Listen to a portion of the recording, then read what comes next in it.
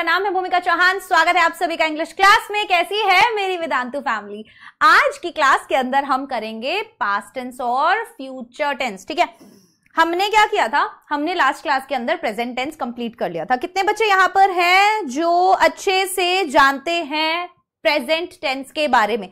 फटाफट से मैं चाहूंगी एक बार सभी बच्चे क्लास ज्वाइन कर ले और उसके बाद हम अपनी आज की इस क्लास को स्टार्ट करेंगे। वेरी नाइस, फटाफट से एक बार सभी बच्चे आ जाइए, क्लास ज्वाइन कर लीजिए और थम्स अप भेज दो जिन्होंने भी लास्ट क्लास के अंदर जो प्रेजेंट टेंस पढ़ाया था वो अच्छे से किया है।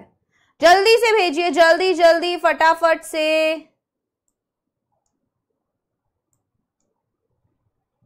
यस, सभी बच्चे एक बार क्लास ज्वाइन कर चुके हैं तो मुझे थम्स अप भेज दो एंड देन हम अपना पूरा क्लास आगे का स्टार्ट करते हैं। जल्दी जल्दी आ जाइए, एक बार क्लास ज्वाइन कर लीजिए। हाय एवरीवन, हाय मनोज कुमार, हाय सुष्मिता, हेलो एवरीवन। बढ़िया, बहुत बढ़िया। Wait a minute. यस, ठीक है।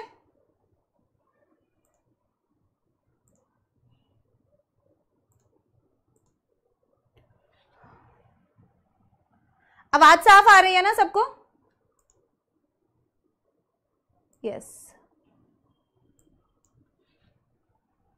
फर्स्ट क्लास है तो आज से पहले ना मैं एक बार आप पिछला वाला क्लास जरूर देखना जिसके अंदर मैंने प्रेजेंट टेंस करवाया था और मैंने बताया था कि प्रेजेंट टेंस को हम कहां कहां यूज कर सकते हैं, टेंस एक्चुअल में होते क्या है और उन सब चीजों के ऊपर हमने बात की थी फर्स्ट क्लास में।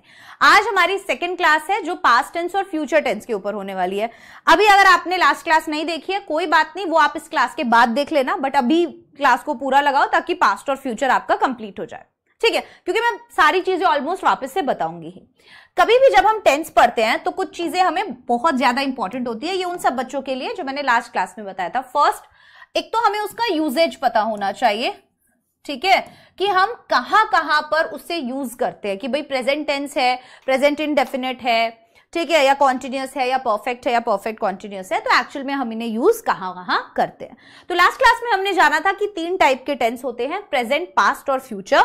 हर एक टेंस के चार पार्ट्स होते हैं, indefinite, perfect continuous, perfect continuous. ठीक है, अब हर एक टेंस के अंदर, जैसे प्रेजेंट टेंस के अंदर, पास्ट टेंस के अंदर, फ्यूचर टेंस के अंदर, ये जो अलग अलग पार्ट्स होते हैं, ठीक है, ये एक्चुअल में बता रहे हैं कि वो एक्शन जो है वो कब हो रहा है, टाइम बता रहे हैं उसका, है ना।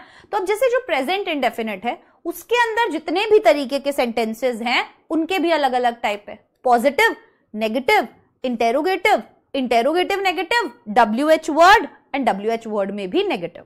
तो इन सबके अपने अपने स्ट्रक्चर होते हैं या नहीं? बिल्कुल होते हैं।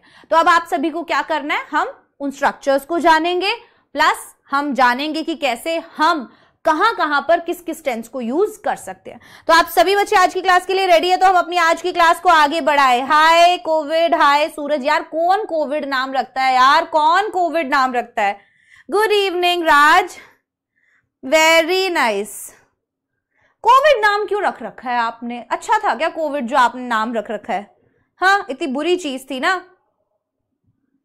हाँ चलो, बहुत बढ़िया। अब एक तो हम उसके यूज के बारे में पढ़ेंगे, हम उसकी पहचान के बारे में पढ़ेंगे कि हम इस टेंस को पहचान कैसे सकते हैं ताकि एग्जाम में जो भी गैप फिलिंग वगैरह से रिलेटेड क्वेश्चंस आए तो वो हमें अच्छे से आते हो। ठीक है, तो पास्ट टेंस के अंदर अगेन 4 आपको देखने के लिए मिलेंगे। फर्स्ट है पास्ट इंडेफिनिट, देन है पास्ट कॉन्टिन्यूअस, देन है perfect and then perfect continuous, right? Yes, तो ये 4 पार्ट्स आपको देखने के लिए मिलते हैं। अब इनडेफिनिट के अंदर अगेन अलग अलग टाइप होंगे, जैसे सिंपल सेंटेंस कैसे बनाना है, ठीक है, एज इन पॉजिटिव लिख देती हूँ, सॉरी सिंपल लिख रही हूं। पॉजिटिव सेंटेंस कैसे बनाना है, नेगेटिव कैसे बनाना है, इंटेरोगेटिव कैसे बनाना है, इंटेरोगेटिव नेगेटिव कैसे बनाना है, WH वर्ड वाला जो क्वेश्चन सेंटेंस है, इंटेरोगेटिव सेंटेंस है, वो कैसे बनाना है, और WH वर्ड में ही नेगेटिव हमें कैसे बनाना है। तो ये सभी यहां पर देखा जाता है कि ये सब कैसे हमें सेंटेंसेस को बनाना है। तो आइए स्टार्ट करते हैं सबसे पहले हम पास्ट इंडेफिनिट से कि आखिरकार पास्ट इंडेफिनिट का यूज क्या होता है और इसका स्ट्रक्चर क्या होता है। एक कॉमन यूज होता है पास्ट इंडेफिनिट का, वो ये कि कोई भी सेंटेंस अगर आप देख रहे हैं और उसके अंदर किसी एक ऐसे एक्शन की बात हो रही है जो ऑलरेडी कंप्लीट हो चुका है। अब आप बोलोगे कि मैम प्रेजेंट परफेक्ट में भी तो आपने यही बोला था कि कोई भी एक्शन जो कंप्लीट हो चुका है, लेकिन प्रेजेंट परफेक्ट में जब कोई भी एक्शन कंप्लीट हो चुका है या तो वो जस्ट खत्म हुआ है, नियर फ्यूचर की बात है, दूसरा उसका रेलेवेंस प्रेजेंट पर भी है, तो वो प्रेजेंट परफेक्ट होता है। लेकिन पास्ट परफेक्ट में कोई एक्शन पास्ट में खत्म हो गया, हम उसका टाइम नहीं जानते हैं, हम केवल ये जानते हैं कि पास्ट में ये एक्शन कंप्लीट हो चुका है और इसका प्रेजेंट के साथ कोई लेना देना नहीं है। इसका प्रेजेंट के साथ कोई लेना देना नहीं है, बस यही चीज इसकी इंपॉर्टेंट है। हाँ या ना बोलो? अरे बोलो भाई कि यस मैम, नो मैम, आ गया मैम समझ में, सही बता रहे हो मैम। ठीक है, ठीक है, क्लियर है? हाँ या ना? बोलो हाँ, समझ में आ गया, यहां तक क्लियर हो गया हमें। बोलो बोलो, चलिए ठीक है। तो अब हम क्या करेंगे, पास्ट इंडेफिनिट का एक चीज मैंने आपको बता दिया, वो है कंप्लीटेड एक्शन, खत्म हो चुका है जो एक्शन। ठीक है, अब सेंटेंस का स्ट्रक्चर क्या होगा? सेंटेंस का स्ट्रक्चर होगा सब्जेक्ट प्लस वर्ब का सेकंड फॉर्म। ये सेंटेंस का स्ट्रक्चर होगा। वर्ब का सेकंड फॉर्म क्या होता है बेटा? Past form. ठीक है, अब अगर इसी को तुम्हें नेगेटिव बनाना होगा, ये तो पॉजिटिव सेंटेंस का हो गया, अगर इसी को तुम्हें नेगेटिव बनाना है तो तुम क्या कर दोगे? सब्जेक्ट और इसमें जो नेगेटिव बनाने के लिए हेल्पिंग वर्ब लगेगा वो क्या लगेगा? डिड। ठीक है, और डिड के बाद आप लगाएंगे नॉट। तो यहां पर जब आप डिड लगा देंगे तो ये वर्ब की सेकंड फॉर्म बदल जाएगी वर्ब की फर्स्ट फॉर्म में। ठीक है, बस। तो subject plus did not plus verb की first form. For example, I did not go. आई बात समझ में? उसके बाद अगर तुम्हें इंटेरोगेटिव बनाना है तो तुम क्या करोगे? हमेशा हेल्पिंग वर्ब को पहले लगा दोगे। Did plus subject plus verb की फर्स्ट फॉर्म क्वेश्चन मार्क। अगर यही मुझे इंटेरोगेटिव नेगेटिव बनाना होता तो मैं क्या करती? मैं डिड लगाती, फिर मैं सब्जेक्ट लिखती और उसके बाद मैं नॉट लगाती। ठीक है, बस यही एक गलती है जो बच्चे अक्सर कर देते हैं, इस नॉट को सब्जेक्ट से पहले लगा देते हैं। ठीक है, प्लस V1 क्वेश्चन मार्क। आई बात समझ में? हाँ या ना बोलो? बोलो हाँ या ना, यहां तक समझ में आया? और ऐसे ही अगर मुझे WH वर्ड बनाना है इंटेरोगेटिव, WH वर्ड वाला, क्या, क्यों, कब, कैसे, तो हम इसको सबसे पहले लिखेंगे, फिर हम डिड लिखेंगे, फिर हम सब्जेक्ट लिखेंगे। ठीक है, फिर हम वर्ब की first form etcetera etcetera question mark. ठीक है, तो ये फॉर्मेट रहता है। तो पास्ट इंडेफिनिट में हेल्पिंग वर्ब क्या लगता है बेटा? पास्ट इंडेफिनिट में हेल्पिंग वर्ब लगता है डिड। ठीक है, क्या लगता है? Helping verb did. और मेन वर्ब का क्या लगता है बेटा?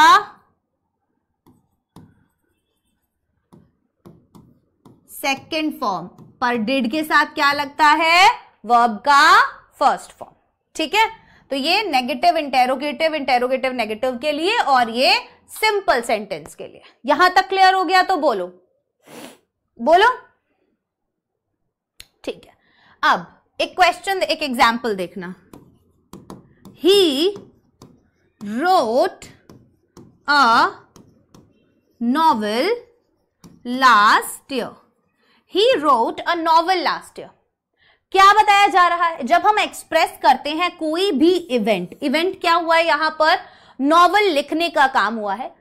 जब कोई भी इवेंट बताया जाए जो पास्ट के एक पर्टिकुलर या स्पेसिफिक टाइम पर हुआ था, जो मेंशन कर रखा है लास्ट ईयर, तो कोई भी event which occurred at a particular point of time, ठीक है, इन द पास्ट, तो ये क्या हो रहा है, पर्टिकुलर पॉइंट ऑफ टाइम पर पास्ट के हो रहा है, ठीक है।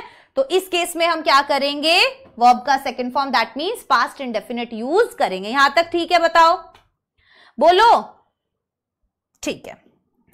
When he was young, comma, he used to play football। इस सेंटेंस को देखना बेटा, When he was young, he used to play football।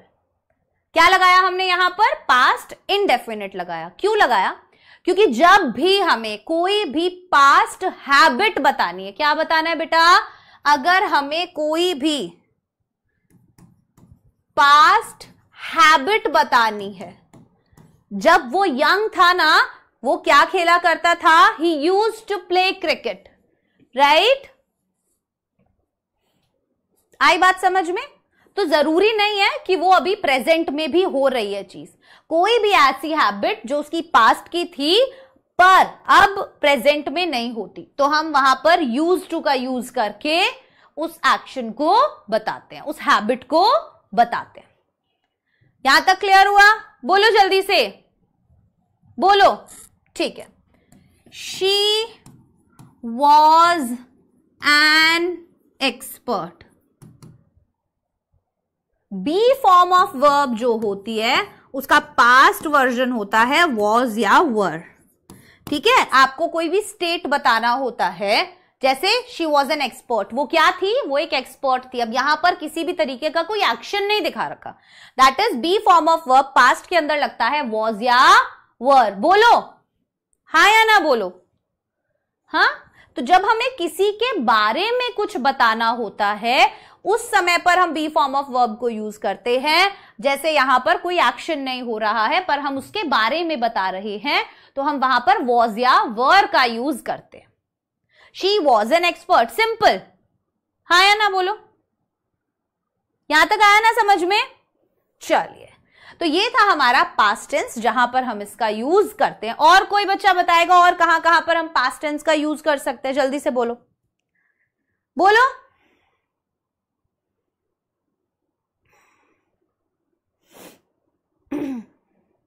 चल, अब तुम्हें एक डिफरेंस दिखाती हूं, ठीक है। दो सेंटेंस तुम्हारे सामने रखूंगी और फिर तुम लोग बताना कि क्या डिफरेंस है। अगर मान लो मैं ऐसे लिखती हूं, ध्यान से सुनो मेरी बात, जैसे मैं बोल रही हूं, I have bought a new TV. एक आपने सेंटेंस लिखा ये, और दूसरा क्या लिखा, I bought a new TV last week. अब ये जो दो सेंटेंस आप लोगों ने लिखे हैं, जब कोई भी एक्शन कंप्लीट होता है पास्ट के अंदर, लेकिन यहां पर टाइम मेंशन नहीं किया जाता, तो हम बात कर रहे हैं किसकी, प्रेजेंट परफेक्ट की। लेकिन जब टाइम मेंशन कर दिया, I bought a new TV last week, that means हम बात कर रहे हैं पास्ट इंडेफिनिट की। आ गई बात समझ में। हाँ, तो जब भी टाइम इस तरीके से मेंशन कर दिया जाए कि वो एक्टिविटी कब हुई, लास्ट वीक है ना, लास्ट ईयर, ऐसे, that means past indefinite use होगा। बट अगर टाइम नहीं दिया हुआ है, नियर फ्यूचर की बात है, आई have bought a new TV, है ना, कि मैंने एक नया टीवी खरीद लिया है, इस केस में हम प्रेजेंट परफेक्ट यूज करेंगे। हाँ या ना, बोलो, बोलो। और एक चीज तो आपको याद रखनी है कि कोई भी काम जो प्रेजेंट में अभी अभी जस्ट खत्म हुआ है, उसका रेलेवेंस प्रेजेंट पर है, तो हम प्रेजेंट परफेक्ट करेंगे। अगर उसका रेलेवेंस नहीं है, कुछ भी इफेक्ट नहीं है उसका प्रेजेंट पर, ठीक है, तो हम क्या करते हैं, पास्ट इंडेफिनिट का यूज करते हैं। तो अगर इफेक्ट मिसिंग है,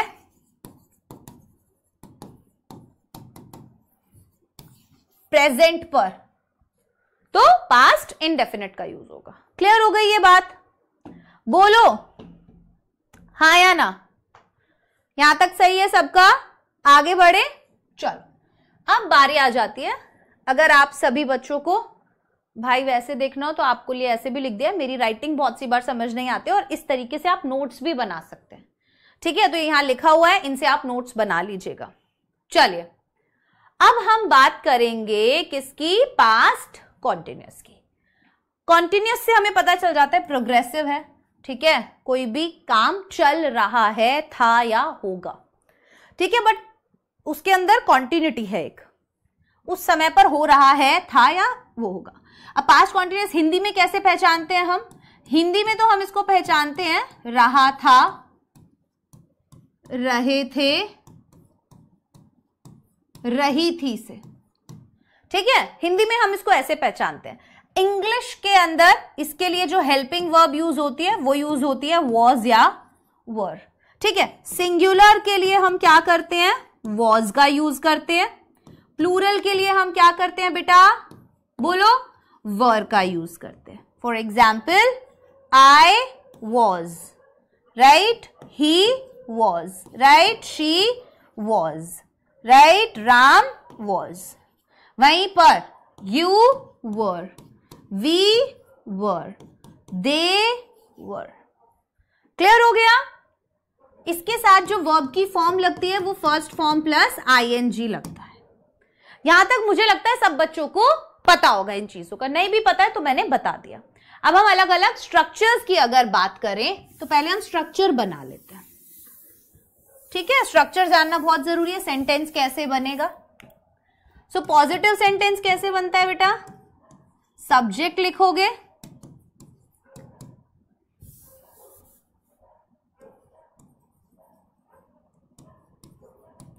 प्लस वॉज या वर सब्जेक्ट के according, plus V1 plus ING plus object, full stop, ठीक है। इसी में अगर तुम्हें नेगेटिव बनाना है तो तुम क्या करोगे, सब्जेक्ट प्लस वॉज या वर के बाद आप नॉट लगा देंगे, plus V1 plus ING plus object, right. इसके बाद अगर मैं इंटेरोगेटिव बनाना चाहती हूं तो मैं क्या करूंगी, वॉज वर को पहले उठाकर ले आऊंगी, वॉज या वर लगेगा प्लस सब्जेक्ट लगेगा प्लस वर्ब की फर्स्ट फॉर्म में ING लगेगा प्लस ऑब्जेक्ट लगेगा। अभी सेंटेंसेस भी दिखाऊंगी आपको, ठीक है। उसके बाद अगर मैं इंटेरोगेटिव नेगेटिव बनाना चाहती हूं तो मैं क्या करूंगी, मैं वॉज वर लिखूंगी प्लस मैं सब्जेक्ट लिखूंगी और इसके बाद मैं नॉट लगाऊंगी, ठीक है, प्लस वर्ब की फर्स्ट फॉर्म में ING plus object, question mark. मुझे ये स्ट्रक्चर अच्छे से याद रहना चाहिए। अब अगर मैं WH वर्ड बनाती हूं तो मैंने क्या करना है, सबसे पहले WH वर्ड लिखना है। दो तरीके के इंटेरोगेटिव होते हैं, एक यस और नो टाइप वाले बेटा और एक WH वर्ड वाले, ठीक है। तो जो यस और नो टाइप वाले होते हैं वो क्या कर रहे हैं, वो सिर्फ हाँ या ना में जिनका आप जवाब दे सको, जो हेल्पिंग वर्ब से स्टार्ट होते हैं। वहीं पर WH वर्ड वाले जिसके अंदर आपको व्हाट, व्हाई, व्हेन, वेयर जवाब देना पड़े। क्या आपने खाना खा लिया, तो इसका जवाब आप दे सकते हो, हाँ मैंने खा लिया या नहीं मैंने नहीं खाया। लेकिन वहीं अगर हम WH वर्ड की बात करें, आपने खाना क्यों खा लिया है, कब खा लिया है, कैसे खा लिया है, क्यों नहीं खाया है, तो आपको वहां बताना पड़ेगा कि रीजन क्या है आपके खाना ना खाने का, आपके खाना ना खाने का रीजन क्या है, ठीक है। सो WH वर्ड प्लस बोलो वॉज या वर plus subject plus V1 plus ING plus object, ठीक है। और इसी का नेगेटिव बनाना होगा तो आप नॉट लगा देंगे।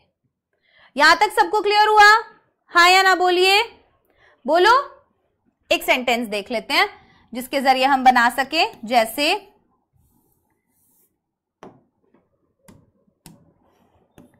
दे were going home, right. Negative बनाना है तो they were not going home. Interrogative बनाना है तो were they going home, question mark. Interrogative negative बनाना है तो were they not going home. ठीक है, आगे बात समझ में, सब बच्चे बना लेंगे। अब बढ़ते हैं, कहां पर हम पास्ट कॉन्टिन्यूअस यूज करते हैं? To express an action that was happening in the past time, कोई भी एक्शन बताने के लिए जो पास्ट टाइम में हो रहा था, happening at the past time. जैसे he was lying in the sun, वो सन में लेटा हुआ था। To express an action that was happening in the past continuous tense is used and in the mean time some other action took place. अगर उसी समय में अब कोई दूसरा एक्शन भी होता है, then that action is mentioned in the past indefinite. अब बात हो रही है दो एक्शंस की, जैसे when the bell rang I was watching TV। दो एक्शन हो रहे हैं, जब घंटी बजी तो मैं टीवी देख रहा था। ठीक है, so to express an action that was happening in the past, क्या बताने के लिए? ये बताने के लिए कि मैं टीवी देख रहा था। कब देख रहा था? जब घंटी बजी। तो एक्सप्रेस करने के लिए एक्शन, ठीक है, जो हो रहा था पास्ट के अंदर, हम पास्ट कॉन्टिन्यूअस टेंस यूज करते हैं। और इन द मीन टाइम, और उसी समय, भाई मैं जब टीवी देख रहा था, इसी एक्शन के होने के दौरान एक और एक्शन हुआ, वो एक्शन को आप पास्ट इंडेफिनिट में करोगे। बोलो, यहां तक सब साथ हैं क्या? बोलो बोलो यार, जल्दी से बताओ। स्कूल कब खुलेगा? स्कूल खुलने की जल्दी लगी हुई है। हाँ, वेरी नाइस।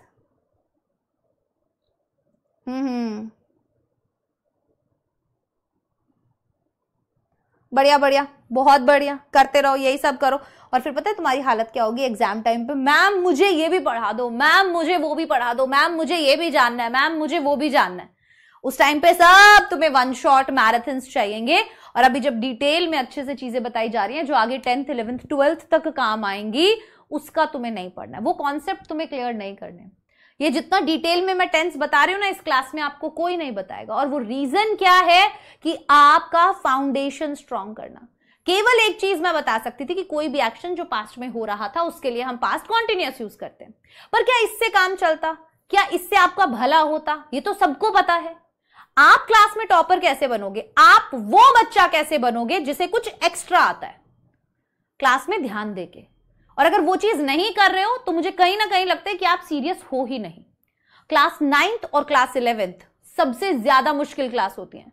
अगर आप देखेंगे तो पूरे आपके स्टडी करियर में जितना भी आपने बचपन से लेके अब तक पढ़ोगे ना 12th तक, सबसे कम मार्क्स आपके 9th और 11th में होंगे। द रीजन सिलेबस बहुत ज्यादा है। द रीजन ये कॉन्सेप्ट स्ट्रॉन्ग करने का, फाउंडेशन स्ट्रॉन्ग करने का टाइम है। So if you are wasting your time in all these trivial things and these stupid things, you are going to cry at the end, right? हाँ, तो कोशिश कीजिए कि अभी का जो टाइम है थोड़ा थोड़ा धीरे धीरे हम कर रहे हैं ना, बूंद बूंद से घड़ा भरता है। एक एक चीज भी एक्स्ट्रा पता चलेगी, नॉलेज बढ़ेगा, अच्छे से क्वेश्चंस कर पाएंगे, हमारा राइटिंग अच्छा होगा। टेंसेस इतना इंपॉर्टेंट टॉपिक है, राइट? चलिए, to describe various events that happened in the past one by one. अभी अलग अलग इवेंट्स जो पास्ट के अंदर हुए एक एक करके। My father was reading news paper, my mother was preparing breakfast, मेरे पापा न्यूज पेपर पढ़ रहे थे, मेरी मम्मी ब्रेकफास्ट बना रही थी। ऐसे to show regular developments without referring to time, जब हमें रेगुलर डेवलपमेंट्स दिखाने हो, ये बहुत इंपॉर्टेंट है। इट वॉज गेटिंग डार्कर, अब ये क्या है? रेगुलर डेवलपमेंट है, धीरे धीरे अंधेरा हो रहा था, डेवलपमेंट है, प्रोग्रेस है। The wind was rising high, धीरे धीरे हवा क्या हो रही थी? वॉज राइजिंग हाई, प्रोग्रेस है, डेवलपमेंट है। जब हमें इस तरीके की चीज दिखानी हो तो भी हम पास्ट कॉन्टिन्यूअस का यूज करते हैं। Clear? After that, to describe various events that happened in the past one by one and regular developments. एक चीज और, हमें पास्ट कॉन्टिन्यूअस पता चल गया। कितने बच्चे हैं जो समझ चुके हैं पास्ट कॉन्टिन्यूअस के बारे में? हाँ, ये करी ना बात, लेकिन मैडम 11th में ग्रामर कहां होता है? 11th में रीडिंग सेक्शन होता है, राइटिंग सेक्शन होता है, लिटरेचर सेक्शन होता है, तीनों सेक्शंस होते हैं। उसमें क्या करना होता है? इंग्लिश लिखना होता है ना? लिखना होता है या नहीं लिखना होता है बताओ? इंग्लिश के पेपर में इंग्लिश तो लिखना ही होता होगा, है ना? तो उसके लिए हमें अच्छे से आंसर्स बनाने आने चाहिए। अब हम आंसर्स क्यों नहीं बना पाते? रीजन क्या है कि हमारा आंसर एक अच्छा आंसर क्यों नहीं लगता? क्योंकि हमें सेंटेंसेस का फॉर्मेशन नहीं पता, करेक्ट फॉर्मेशन नहीं पता। हमारे जो मार्क्स कटते हैं ना, वो इसी वजह से करते हैं कि हम ग्रामर मिस्टेक्स करते हैं हमारे आंसर्स में, ठीक है? और ये ग्रामर के अंदर टेंसेस बहुत इंपॉर्टेंट है। बहुत सी बार हमें सेंटेंस पता ही नहीं होता कि हम क्या टेंस में बनाएं, कि मुझे अगर ऐसा कुछ बताना है तो मैं किस तरीके से बनाऊं, पास्ट इंडेफिनिट लगाऊं, कौन सा हेल्पिंग वर्ब लगाऊं, मुझे नहीं पता। आता सब कुछ है, पूरा चैप्टर पढ़ा है, सारा समरी आता है, बट एक इफेक्टिव आंसर नहीं लिख पाया, एक बढ़िया लेटर नहीं लिख पाया, एक अच्छा आर्टिकल नहीं लिख पाया, नंबर कट गए। आपके आंसर में और टॉपर के आंसर में यही डिफरेंस होगा। और इन फ्यूचर आप जब तैयारी करते हैं ना किसी भी कॉम्पिटिटिव एग्जाम की, हर जगह आपको इसका सामना करना पड़ेगा। दैट्स ग्रामर, हर जगह आएगी। तो ये मत सोचो अगर आपके दिमाग में ये है कि केवल मतलब मुझे सिर्फ यही करना है, मतलब सिलेबस ही पूरा करना है, ठीक है, तो ऐसे तो मतलब फिर बिल्कुल पॉइंट टू पॉइंट अगर आपको सिर्फ पास होना है तो वो बात अलग है, ठीक है। बट अगर आपको कोई चीज बेटर, हर एक चीज का होता है ना कि मैथ्स वगैरह के अंदर भी होता है कि अगर आप लोगों को 1 2 3 ही नहीं आता, मान लो टेबल्स नहीं आते आपको, 1 2 3 नहीं आता, मल्टीप्लिकेशन नहीं आता, डिवीजन नहीं आता, प्लस माइनस नहीं आता, तो 9th के अंदर आप बोलोगे कि अरे मैम टेबल्स तो आती ही नहीं है। अरे तुझे भी तो नहीं आती टेबल्स, सिलेबस में नहीं आती तो क्या हो गया, तुझे तो आनी चाहिए ना टेबल्स, ताकि तू मल्टीप्लिकेशन डिवीजन कर सके। वो टेंसेस होते हैं, वो ग्रामर होती है। ग्रामर वो बेसिक्स हैं, वो कॉन्सेप्ट्स हैं आपके, जो आपको जरूरत पड़ती है इंग्लिश के एग्जाम में, ठीक है, समझ रहे हो? रीजन पढ़ाने का देखते हैं, चलो ठीक है, ग्रेट। अब this tense refers to an action or a process that has been completed in the past time. In a simple sentence, we never use the past perfect tense unless it contains adverbials like already, before, never, still या etc. अब हम बात करेंगे past perfect tense की। past perfect tense क्या होता है? कोई भी action या process that has been completed in the past, जो कि past में complete हो गया। अब एक simple sentence में we never use the past perfect tense। हम कभी भी एक सिंपल सेंटेंस में पास्ट परफेक्ट टेंस यूज नहीं करते, कब तक? जब तक उसके अंदर ऐसे एडवर्बियल्स नहीं होते जैसे ऑलरेडी, बिफोर, नेवर, स्टिल। इन केसेस में हम यूजुअली पास्ट परफेक्ट का यूज करते हैं, जैसे the guests had already taken T. भाई वो ऑलरेडी क्या कर चुके? चाय पी चुके थे। She had never visited the Taj before. आज से पहले वो कभी भी ताज नहीं देखी। क्या किया हमने? पास्ट परफेक्ट का यूज किया, राइट? जब ऐसे एडवर्बियल्स आते हैं, बिफोर, ऑलरेडी, क्लियर? आगे आ जाते हैं हम, when two actions happen, and this is the most important part. कोई भी कॉम्पिटिटिव एग्जाम हो, नॉर्मल एग्जाम हो, कुछ भी हो बेटा, ठीक है, आपको इस वाले टेंस का पता होना चाहिए। यहां से बहुत सारे क्वेश्चंस बनते हैं। When two actions happen in the past, कोई भी जब एक्शन 1 और ये है एक्शन 2, कोई भी दो एक्शन जब पास्ट के अंदर होते हैं, ठीक है, the action that happened is the first, in the first, मतलब जो एक्शन पहले हुआ वो पास्ट परफेक्ट में होता है। अभी एक्शन 1, एक्शन 2, दो काम हुए पास्ट में, ठीक है। एग्जाम्पल देखना, एक बहुत ही कॉमन एग्जाम्पल है, शायद मैंने इसमें लिखा है या नहीं लिखा है। एक बहुत ही कॉमन एग्जाम्पल है, वो ये, मेरे स्टेशन पहुंचने से पहले ट्रेन जा चुकी थी। पास्ट में दो एक्शन हुए, स्टेशन पर पहुंचने का काम, ट्रेन के जाने का काम। जो ट्रेन के जाने का काम है वो पहले हुआ और स्टेशन पहुंचने का काम बाद में। जो काम पहले होता है वो पास्ट परफेक्ट में होता है और जो काम बाद में होता है वो पास्ट सिंपल में होता है। ध्यान रखना इस बात का, ठीक है, ये नोट करने वाली बात है। They had practised before they did it. उन्होंने क्या किया? पहले प्रैक्टिस की, करने से पहले। तो पहले क्या हुआ? प्रैक्टिस करने का काम, वो किस में हुआ? पास्ट परफेक्ट में। बाद वाला काम सेकंड एक्शन पास्ट सिंपल में। Getting my point? हाँ या ना? बोलो बच्चा, जल्दी बोलो। बताओ बताओ। ठीक है, क्लियर? पानी पी लूं मैं थोड़ा सा? इतने आप सेंटेंसेस को देखो।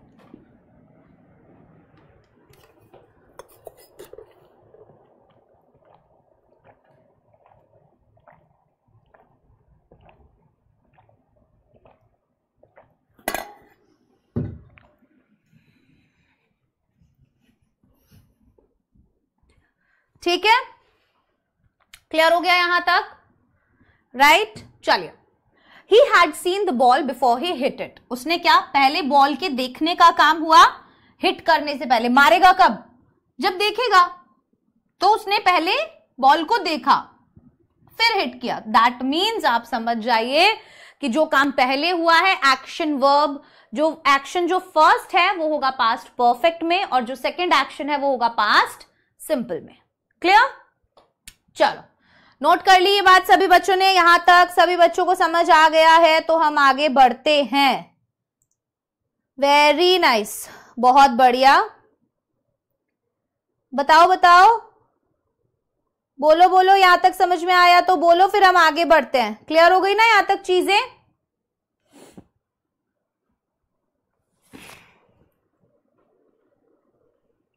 ठीक है, चलो। अब एक बहुत इंपॉर्टेंट चीज, उसका ध्यान रखना, ठीक है? आमतौर पर जो पास्ट परफेक्ट टेंस है, इसको लिख लो, और मैं ना एक अगली क्लास में जब मैं आपको इसके क्वेश्चन आंसर्स करवाऊंगी ना, तब मैं आपको ये चीज बताऊंगी, बट आप इसे नोट कर लो। आमतौर पर क्या होता है बेटा, जो पास्ट परफेक्ट टेंस होता है, हाँ बोलो, कोई भी एक सेंटेंस में अगर आफ्टर वर्ड यूज हो रहा है, क्या हो रहा है? आफ्टर। तो आफ्टर के बाद आप क्या लगाओगे? पास्ट परफेक्ट लगाओगे। ध्यान रखना बेटा इस चीज को। और उसके बाद आप पास्ट इंडेफिनिट लगाओगे। ये बहुत इंपॉर्टेंट है सेंटेंस स्ट्रक्चर के लिए, ठीक है? या पहले आएगा पास्ट इंडेफिनिट, फिर आएगा आफ्टर, और फिर आएगा पास्ट परफेक्ट। तो एक चीज का ध्यान रखना है, अगर सेंटेंस के अंदर आफ्टर वर्ड यूज हो रहा है, कोई भी ऐसा जो सेंटेंस आप बना रहे हो, ठीक है, इस टाइप का जिसमें दो एक्शंस हो रहे हैं, और अगर वहां पर आफ्टर वर्ड यूज हो रहा है, तो आपका सेंटेंस स्ट्रक्चर इस टाइप से होगा। आपके आफ्टर के बाद परफेक्ट टेंस आएगा, ठीक है? या तो ऐसे बनेगा या ऐसे बनेगा। बोलो हाँ या ना? क्लियर हो गई ये बात? आगे बढ़ जाऊं मैं? बोलो। पर अगर यही चीज बिफोर के साथ होती तो हम लिखेंगे पास्ट परफेक्ट को पहले, फिर हम लिखेंगे बिफोर, और फिर हम लिखेंगे पास्ट इंडेफिनिट। तो ये तरीका है सेंटेंस बनाने का, ठीक है? दी train had left before I reached the station. Clear? Past perfect, before past indefinite. आ गई बात समझ में? ये डिफरेंस है आफ्टर और बिफोर में। क्लियर हो गया? हाँ या ना बोलो। तो आप बिफोर के बाद हमेशा पास्ट इंडेफिनिट लगाते हैं, और आफ्टर के बाद आप हमेशा पास्ट परफेक्ट लगाते हैं। बहुत आसान तरीका है। किस केस में? जब कोई दो एक्शंस पास्ट में हो रहे हैं, ठीक है? तो एक्शन नंबर 1 और एक्शन नंबर 2 का आप ध्यान रखना। एक्शन 1 हमेशा किस में चेंज होगा? पास्ट परफेक्ट में। एक्शन 2 चेंज होगा पास्ट सिंपल में। अब अगर सेंटेंस में आता है आफ्टर, तो आफ्टर के बाद लगेगा पास्ट परफेक्ट, और अगर आता है बिफोर तो उसके बाद लगेगा पास्ट इंडेफिनिट। क्लियर? हाँ या ना बताओ। हाँ, बहुत बढ़िया, शाबाश। चलिए,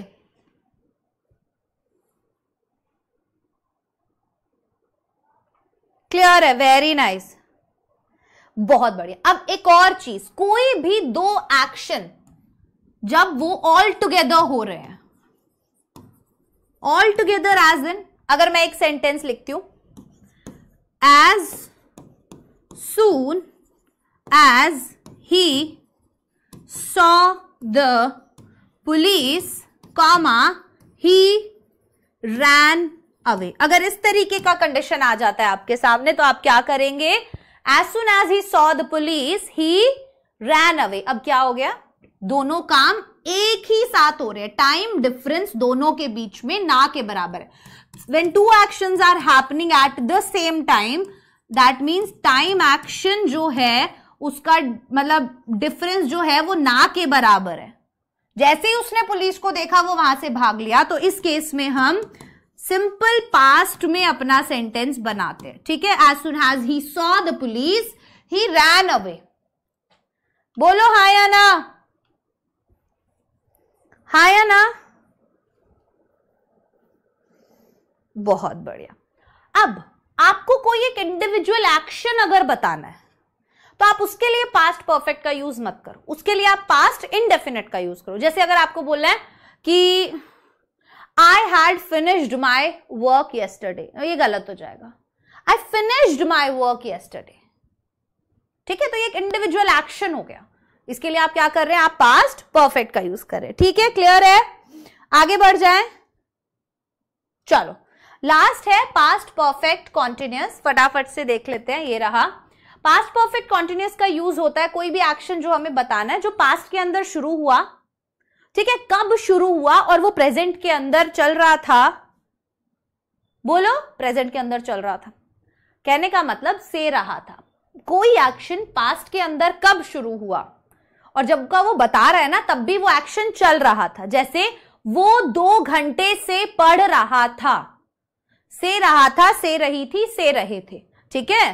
सो सिंस फॉर इनका यूज होता है और तब हम ये सेंटेंस बनाते हैं।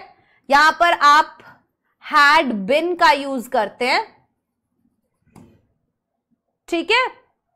पास्ट परफेक्ट के मैंने आपको बताए थे हेल्पिंग वर्ब क्या लगता है, नहीं बताया, इतना तो पता होना चाहिए, नहीं बताया। तो पास्ट परफेक्ट में बेटा हैड प्लस वर्ब का थर्ड फॉर्म लगता है। सारा पास्ट पढ़ा दिया मैंने और तुमने भी नहीं बोला।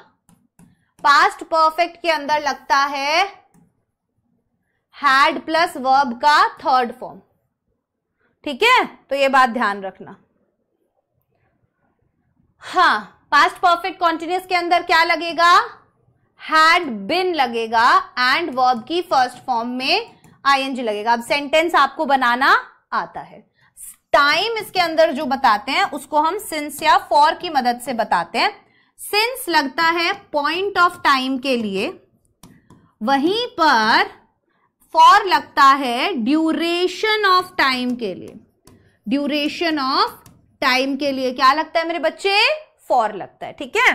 चलो, अब बारी आ जाती है फ्यूचर टेंस की, लेकिन ये याद रखना कि कोई भी एक्शन जो पास्ट के अंदर शुरू हुआ एंड रिमेन्ड कंटिन्यू और लगातार चला इन the past for a given time duration, ठीक है, एक गिवन टाइम ड्यूरेशन के लिए। जैसे व्हेन ही केम, जब वो आया, I had been watching TV for 2 hours, मैं पिछले 2 घंटे से टीवी देख रहा था। तो हिंदी के अंदर अगर इसको पहचानना है तो इसका होता है से रहा था, से रहे थे, ठीक है। क्लियर है। चलो, अब बारी आ जाती है फ्यूचर टेंस की। ये हमारा लास्ट टेंस है। देखो, फ्यूचर जो एक टेंस है ना, आपने देखा होगा प्रेजेंट के अंदर भी हमने इसके बारे में बात की, करी या नहीं करी, ठीक है। कोई भी मतलब नियर फ्यूचर की बात कर रहा है, ठीक है, या कोई अगर रिसेंट ही कोई होने वाली है चीज, या प्रेजेंट के अंदर कोई स्केड्यूल्ड इवेंट है, ऐसे केसेस में हम क्या कर रहे हैं, हम अलग अलग जगह, कहीं पे प्रेजेंट कॉन्टिन्यूअस का यूज कर रहे हैं, कहीं पे प्रेजेंट सिंपल का यूज कर रहे हैं। देखे आपने इस तरीके के सेंटेंसेस ना, प्रेजेंट कॉन्टिन्यूस का यूज, प्रेजेंट सिंपल का यूज देखा आपने फ्यूचर के लिए? बोलो, देखा ना? तो फ्यूचर टेंस ना थोड़ा ऐसा ही है, अभी अनप्रेडिक्टेबल है ना। हम इसके अंदर यूज करते हैं विल का, शैल का यूज ऑलमोस्ट खत्म हो चुका है, अब हमारी लैंग्वेज में विल का ही यूज होता है, तो सभी के साथ विल लगता है। I, we, you, they, he, she, it. पहले आई और वी के साथ शैल लगता था, ठीक है, और बाकी सबके साथ विल लगता था। अब ऐसा नहीं होता है, अब सबके साथ विल लगता है। विल के साथ लगती है वर्ब की फर्स्ट फॉर्म, ठीक है, प्रेजेंट सिंपल के अंदर। हाँ या ना बोलो, जैसे you will read a book,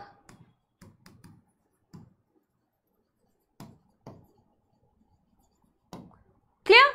हाँ या ना बोलो भाई, यस और नो। क्लियर हो गया। अब हम कुछ अलग टाइप की बात करते हैं।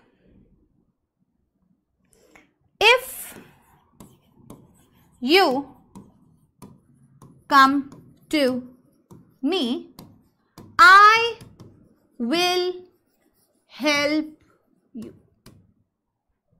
क्या हो गया ये? Conditional sentence. इफ से शुरू हो रहा है तो इसे कंडीशनल सेंटेंस बोलते हैं, टाइप 1,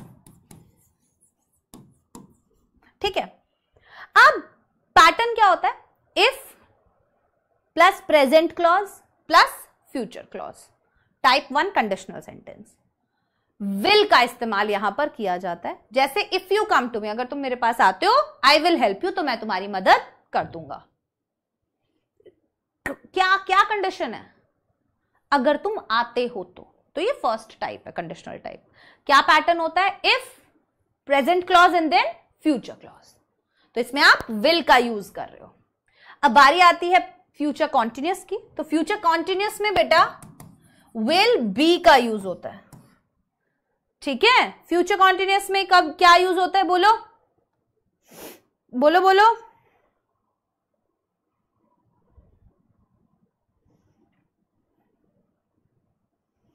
वेरी गुड, शाबाश।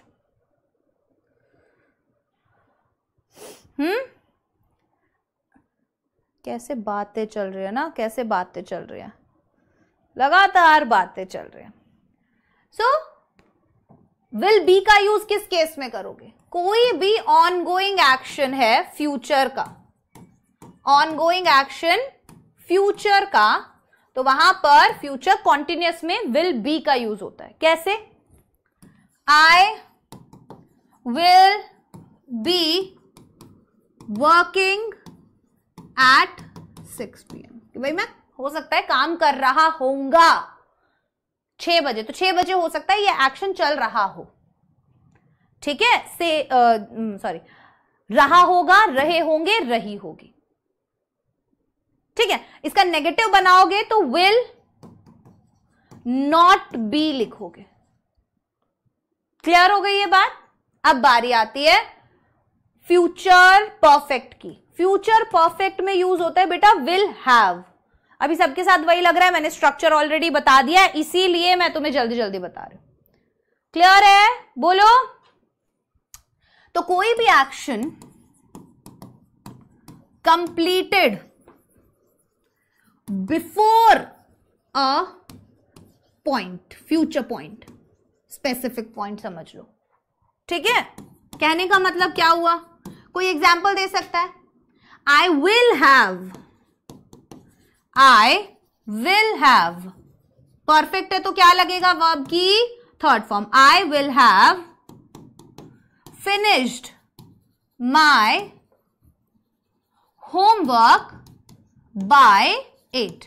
मैं क्या कर चुका होऊंगा? चुका होगा, चुकी होगी, चुके होगे, कि भाई 8 बजे तक मैं अपना होमवर्क खत्म कर चुका होऊंगा।